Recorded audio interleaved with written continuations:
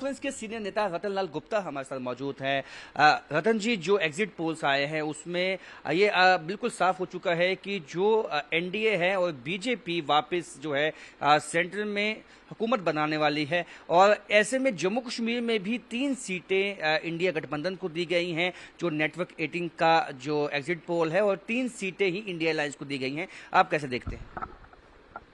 देखिए, मैं सबसे पहले तमाम देशवासियों को मुबारकबाद पेश करता हूँ कि दुनिया की सबसे बड़ी डेमोक्रेटिक कंट्री जिसे भारत में बड़े खुश सलूबी के साथ इलेक्शन संपन्न हुए हैं।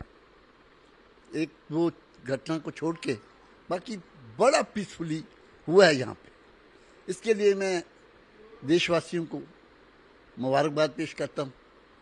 जहाँ तक एग्जिट पोल का ताल्लुक है, मैं समझता हूँ सभी चैनल जो हैं वो एनडीए को अपर हैंड दे रहे हैं।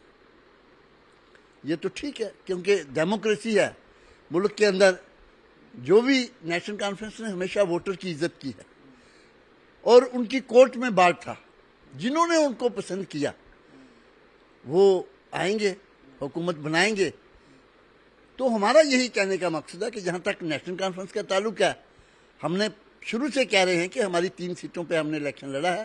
3 की 3 तमाम एग्जिट पोल्स जो हैं वो यही बता रहे हैं कि नेशनल कॉन्फ्रेंस की तीनों सीटें जो है निकल रही हैं, हम जीत रहे हैं।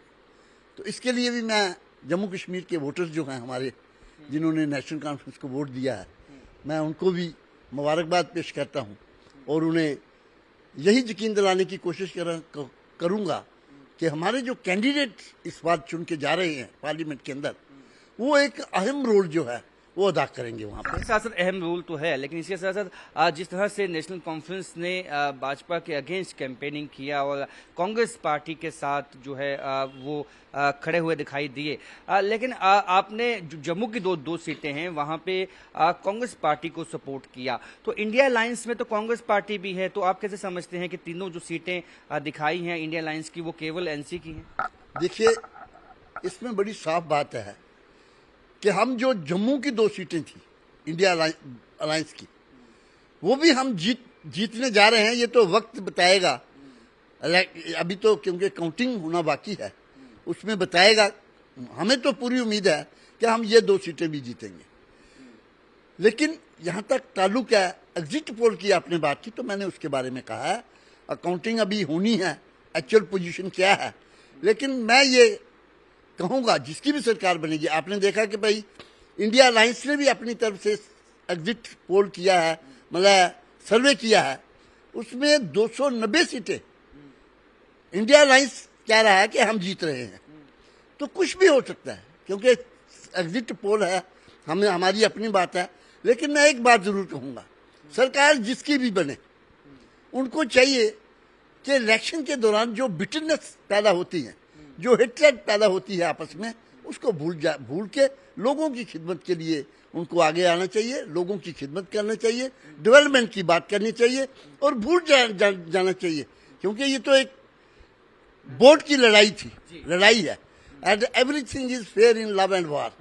तो अगर हम ये बात सोच के चलें कि साहब नहीं, मुझे फलां शख्स ने ये कहा था तो उसका मैंने बदला, रिवेंजफुल एटीट्यूड जो है किसी की भी सरकार बने वो नहीं होना चाहिए। प्यार मोहब्बत से हमें आगे ले जाना है इस मुल्क को। इस मुल्क की तरक्की के लिए बात करनी है, इस मुल्क की डेवलपमेंट के लिए बात करनी है। जो मेन मुद्दे हैं उनको हमें सॉल्व करने की कोशिश करनी चाहिए। और हिंदुस्तान के अंदर मुद्दे ही मुद्दे हैं, इसके अलावा कुछ नहीं है। जैसे अनएम्प्लॉयमेंट है, यहाँ पे जितने लोग बच्चे इतने परेशान हैं, तो मैं समझता हूँ कि इन मुद्दों की तरफ महंगाई आसमान छू रही है। इस प्रकार जो लोगों से जुड़े हुए मुद्दे हैं, जो भी जीत के जाते हैं उनको वो हल करने होंगे, और ये वोटर्स की जीत है। और हालांकि इनका कहना है कि इंडिया अलायंस का भी एक सर्वे हुआ है, उसमें 290 इंडिया अलायंस को मिली हैं। तो देखना होगा 4 जून को जो ऊंट है वो किस करवट बैठेगा। कैमरामैन नारायण दत्त के साथ राजन फैद, न्यूज़ 18 जम्मू।